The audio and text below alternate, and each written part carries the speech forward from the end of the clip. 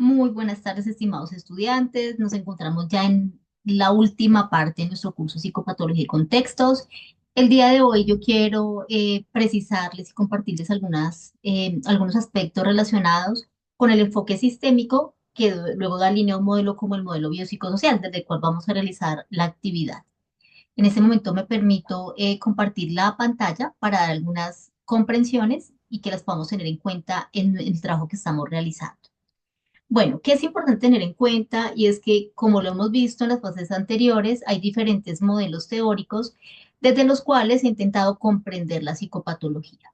¿Sí? Vamos a abordar en este punto el enfoque sistémico, que es uno de los enfoques que ha dado línea al programa de psicología de la UNAT, por sus comprensiones holísticas, integrales, que toman al ser humano no como un ser aislado de un contexto, sino construido desde las relaciones en un contexto.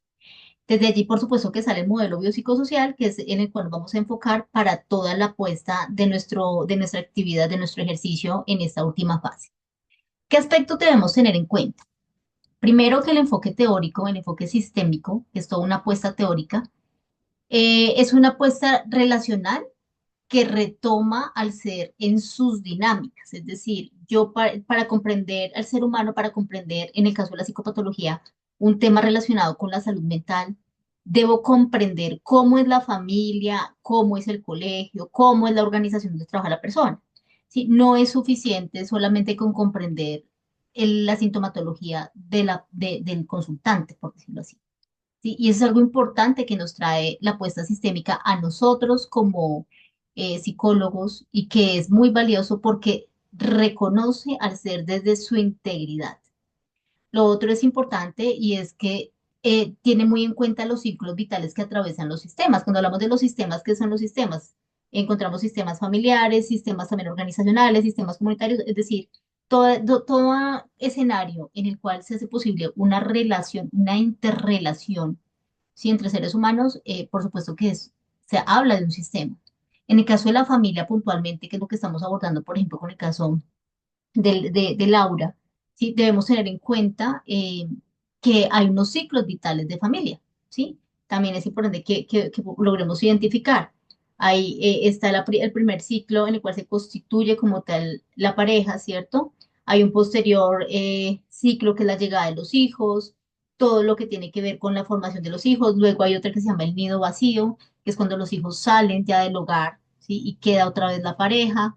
Bueno, hay otros ciclos que ya están relacionados con adultez, otros con vejez, pero se habla de un ciclo, porque ya no se habla tanto de una etapa de desarrollo de la persona, porque cuando llegamos a una etapa, por ejemplo, como el nacimiento de los hijos, em, cuando la niñez, por ejemplo, pues la niñez no solo afecta al niño, la niñez pone retos al papá, pone retos a la mamá, pone retos a la familia. Sí, entonces por eso es que se mira desde los ciclos vitales del sistema familiar.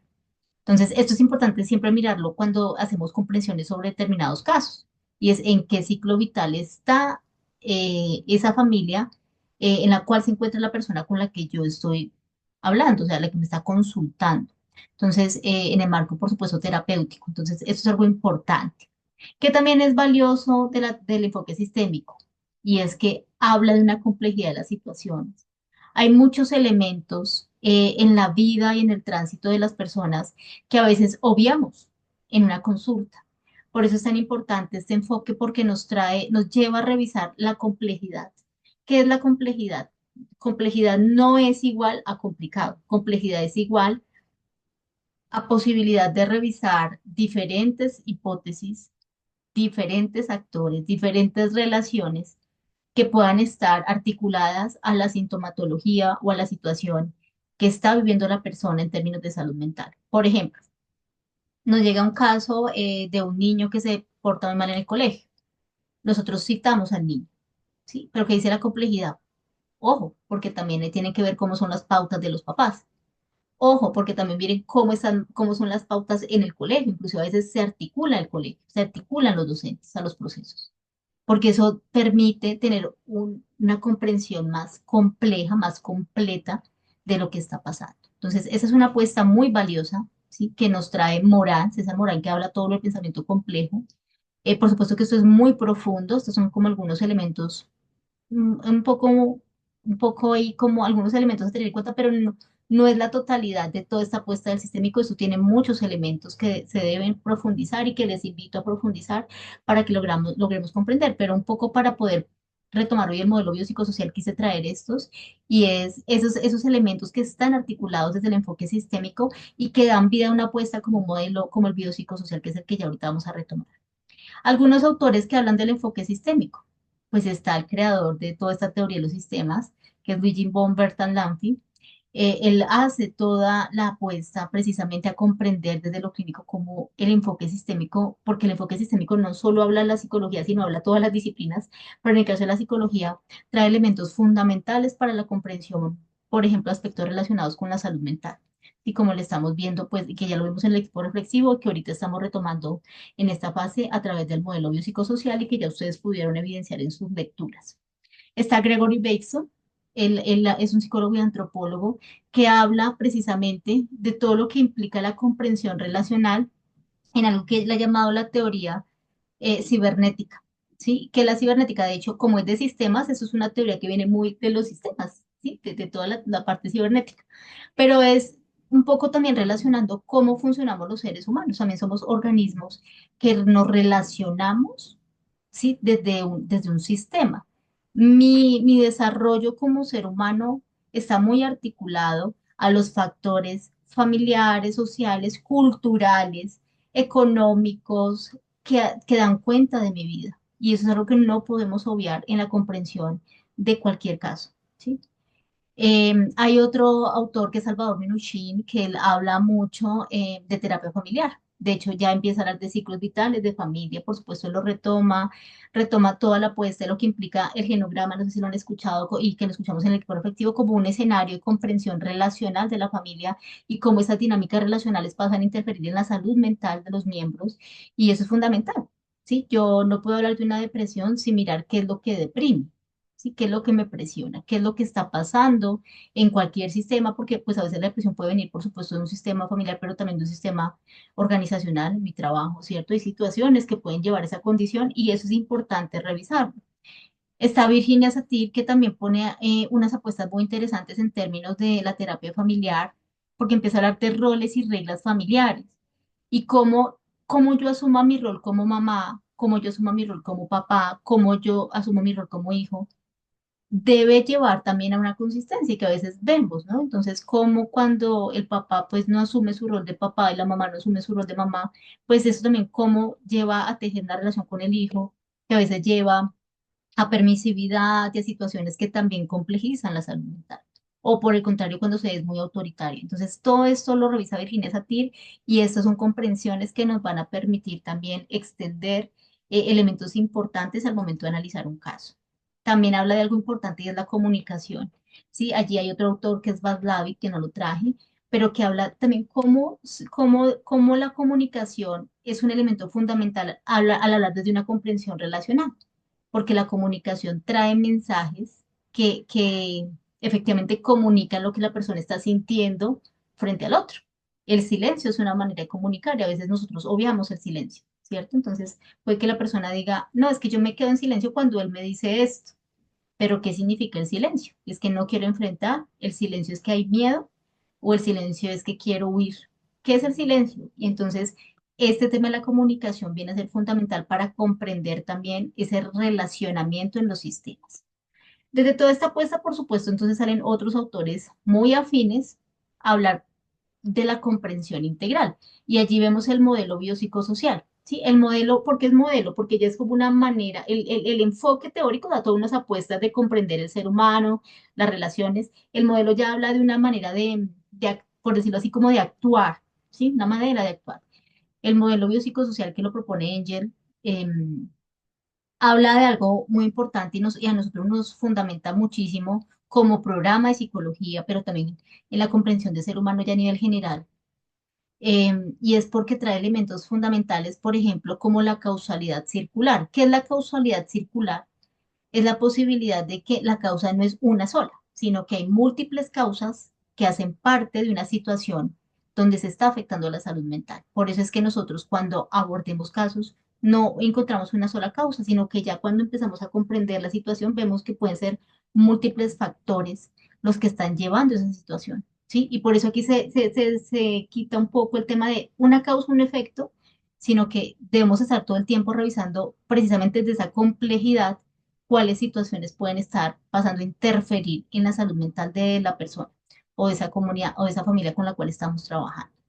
Ponen apuestas como la salud comunitaria y es que para comprender el ser humano, para comprender la salud, debemos comprender toda la apuesta que se tiene en los territorios, en las comunidades, y es esa apuesta relacional que viene a tejer el ser humano y que sin duda el territorio donde se teje la persona también tiene mucho que ver en su tema de salud. ¿Sí? Por ejemplo, hay personas que pueden vivir en lugares muy inseguros y eso ya trae consigo una serie de situaciones que afectan la salud, porque ando todo el tiempo con miedo, con temor o a la defensiva, o bueno, sí, hay situaciones que ya me generan ansiedad salir, entonces tenemos que también revisar, por supuesto, todas esas apuestas. Además, ¿por qué? Porque al verlo desde una apuesta comunitaria también es importante tener en cuenta cómo hay posibilidades de que las personas también surjan, no solo desde sus deficiencias, sino también desde sus recursos. Y esos recursos están latentes en los territorios, en las comunidades en las cuales están las personas. Entonces, es algo importante que trae también esta apuesta del modelo biopsicosocial.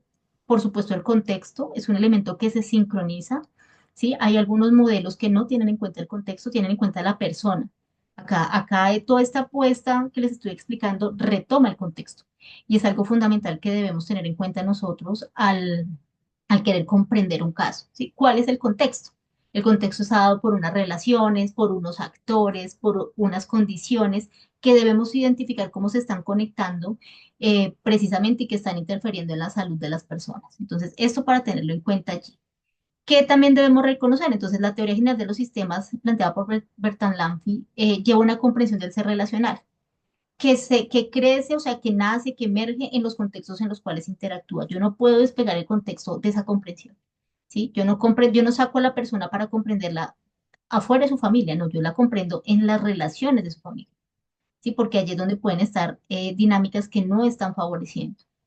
Hay algo también importante y es que hay un concepto muy importante de lo que es la red. Recuerden que viene todo esto de la cibernética de seguridad, de todo lo que les explicaba un poco anteriormente, que planteaba Beckson, pero que ahorita también se trae en una teoría muy importante para nosotros como es la red social. Pero la red social no solamente la que manejamos en nuestros medios electrónicos, sino la red social que se construye en los contextos. Y allí Elina Davas viene a dar un sentido muy importante porque coloca cómo la red puede favorecer o no al ser humano, ¿sí? En su evolución, en su promoción de calidad de vida. Recuerden que la actividad de ahorita nos está proponiendo eso, ¿no? Cómo generar esas estrategias de promoción y prevención frente al caso que estamos abordando. Entonces hay que retomar precisamente cuáles son esas redes que hay que activar en ese caso para favorecer la evolución del aula. Y en las estrategias de acción, importante todo la promoción de la calidad de vida y la prevención es algo fundamental. Y es que desde una apuesta biopsicosocial yo promuevo la calidad de vida, ¿sí? Y no, inclusive no solo de una persona, sino de todos los sistemas articulados, preveniendo la enfermedad, hago una articulación del contexto en la comprensión del problema. Entonces, esos son como algunos elementos que quería compartirles para que tengan en cuenta en su trabajo y que podamos fortalecer esa propuesta que vamos a hacer con elementos muy contundentes que retomen lo que dice el enfoque teórico, ¿sí? De los sistemas, pero también cómo sale este modelo biopsicosocial a dialogar y a proponer otros elementos que nos van a ayudar mucho en nuestro quehacer. Cualquier inquietud, estoy súper atenta para que podamos resolverle y que ustedes puedan avanzar significativamente en su proceso, en esta última fase. Un saludo muy especial.